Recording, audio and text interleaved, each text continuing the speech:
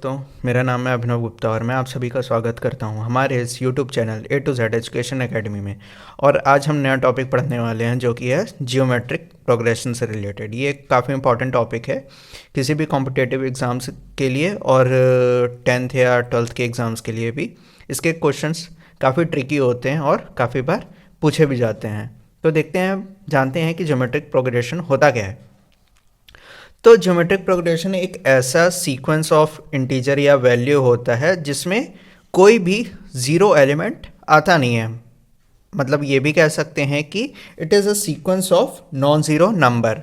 ठीक, तो जैसे मान लीजिए हमारे पास वैल्यू है कोई A1 A2 A3 up to AN। तो इस सीक्वेंस में कोई भी वैल्यू हमारा ज़ीरो नहीं होगा। ठीक, दूसरी चीज़ ज्योमेट्रिक प्रोग्रेशन क्या कहती है कि जो प्रेसीडिंग एलिमेंट है मीन्स ये, और जो फर्स्ट टर्म है ये, इसका और इसका रेशियो हमेशा कांस्टेंट आएगा, चाहे इसका इसका और इसका इसका। मतलब जो नेक्स्ट एलिमेंट है और प्रीवियस एलिमेंट है, इन दोनों का जो रेशियो होगा वो कांस्टेंट होगा। देखेंगे कैसे, जैसे मान लीजिए A2 अपॉन A1, ये हमेशा कांस्टेंट रहेगा। ठीक, ये जियोमेट्रिक प्रोग्रेशन का कॉन्सेप्ट है। ठीक, अगर कांस्टेंट नहीं आता है तो इसका मतलब ये है कि ये जो सीक्वेंस है जीपी को फॉलो नहीं करता है। ठीक, तो इसको आप ऐसे भी लिख सकते हैं, जीपी का n+1, n+1 मतलब आगे वाला नंबर जो है, और an मीन्स पिछला वाला नंबर। ठीक, और n क्या है, n जो है वो set of all natural number है। ठीक, अब इसका देखते हैं जनरल फार्मूला जो होता है वो, उसका जनरल फार्मूला ये होता है an is equals to a r की पावर n-1। n क्या है, सारे के सारे नेचुरल नंबर, और r क्या है, कांस्टेंट।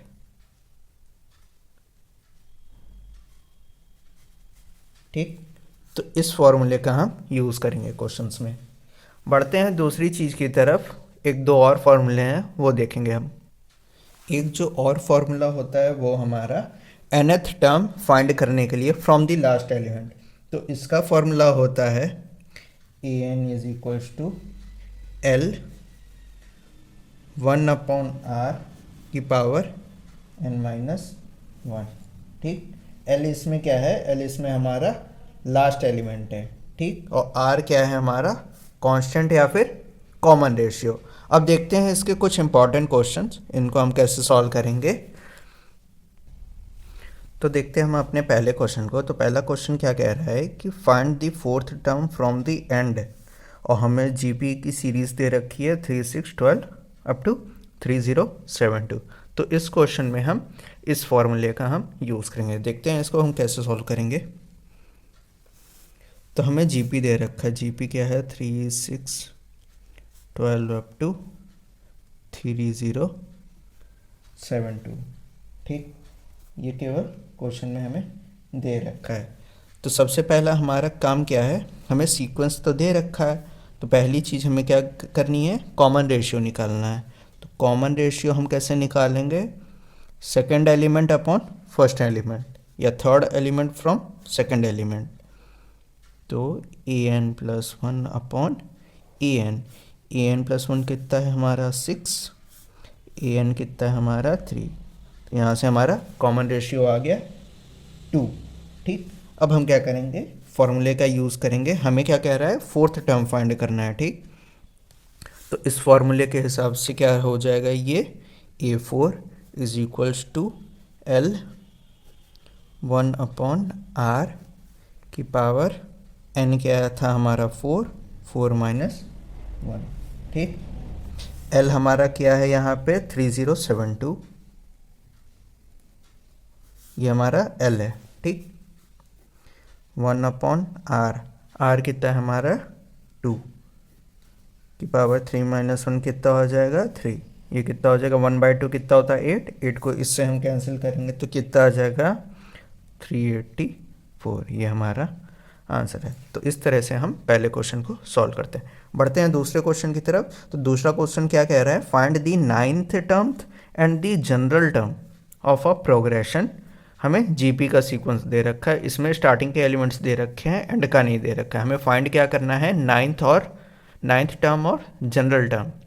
ठीक, तो इसमें हम इस वाले फॉर्मूले का यूज़ करेंगे। ठीक, तो देखते हैं इसका प्रोसेस।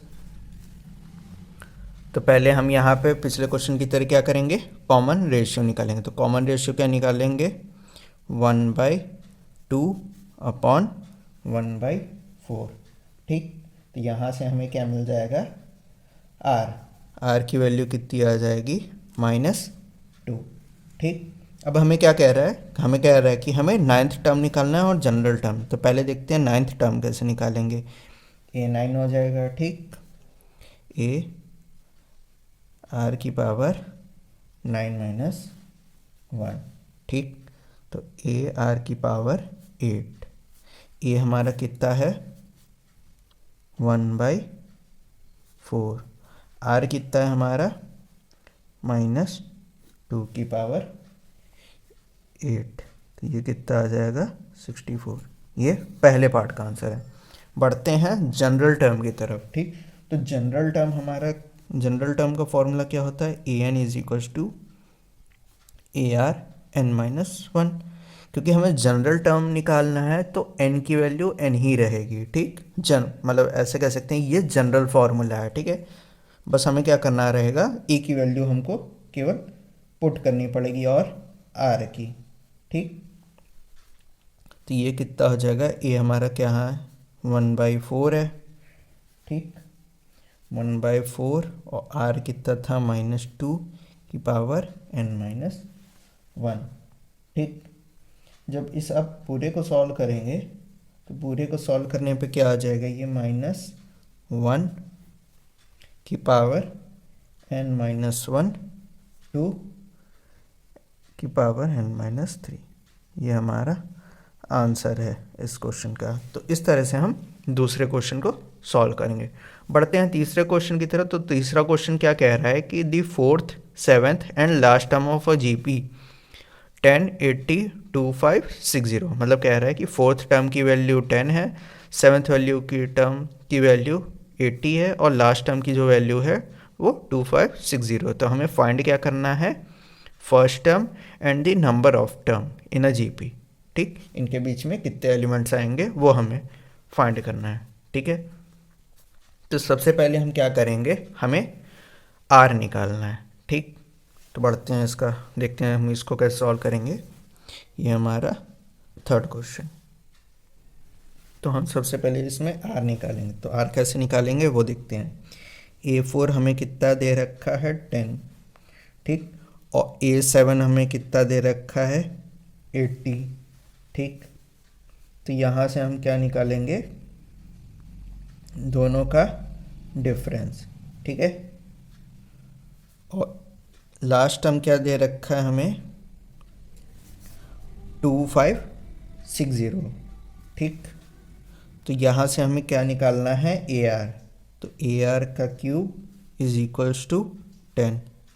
ठीक, मतलब यहाँ क्या होगा, आर की पावर n-1। n-1 कितना होगा, तो 3 आ जाएगा। ठीक, और ये हमारा आ जाएगा आर की पावर 6 = 80। अब क्या करेंगे, इन दोनों का डिफरेंस ले लेंगे।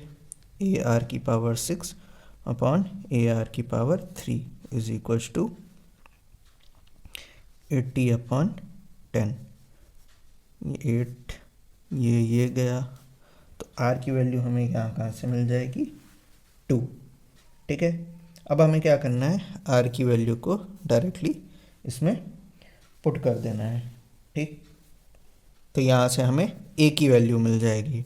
ठीक है, तो ये क्या हो जाएगा हमारा, ए आर की पावर 3 कितना हो जाएगा, मतलब 2 की पावर 3 = हमारा 10 है। ठीक, तो ये कितना आ जाएगा, ए की वैल्यू हमें कितनी मिल जाएगी, 5/4। ठीक, अब हमें क्या दे रखा है, हमें लास्ट टर्म निकालना है, ठीक है। तो लास्ट टर्म के लिए फॉर्मूला क्या होगा, A N is equals to 2560, ठीक। और ए एन का फॉर्मूला क्या होता है, ए आर की पावर एन माइनस 1, ठीक। अब इन दोनों को इक्वेट कर देंगे तो क्या आ जाएगा हमारा, ये देखते हैं। तो ए कितना आया हमारा 5/4, 5/4 आ गया, ठीक। अब ये कितना है हमारा R2 की पावर n माइनस 1, ठीक। ये किसके बराबर है 2560 के। इस पूरे को सिंप्लीफाई करेंगे तो क्या आ जाएगा 2 p power n minus 4 is equals to 256, ठीक। और तो ये हो जाएगा 2n की पावर 4। 256 को हम क्या लिख सकते हैं 2 की पावर 8, ठीक। तो ये क्या होगा, जब हम बेस कंपेयर करते हैं तो पावर का फॉर्मूला भी हम कंपेयर कर सकते हैं, मतलब जब बेस सेम रहता है तो पावर को हम इक्वेट कर सकते हैं। तो जब इक्वेट करेंगे तो क्या आएगा n minus 4 is equals to 8। तो जब -4 इधर जाएगा तो n की वैल्यू कितनी आ जाएगी हमारी 12। यही हमारा आंसर है। तो इस तरह से इन क्वेश्चन को हम सॉल्व करते हैं जीपी में। तो होप करता हूँ आपको ये वीडियो अच्छा लगा होगा। तो हमारे यूट्यूब चैनल को सब्सक्राइब करें और नोटिफिकेशन बेल आइकन को भी प्रेस करें ताकि हम जो भी वीडियो अपलोड करें उसका नोटिफिकेशन आप तक जल्द से जल्द तक पहुँच सकें। तो आज के लिए बस इतना ही। जय Hind and God bless you all.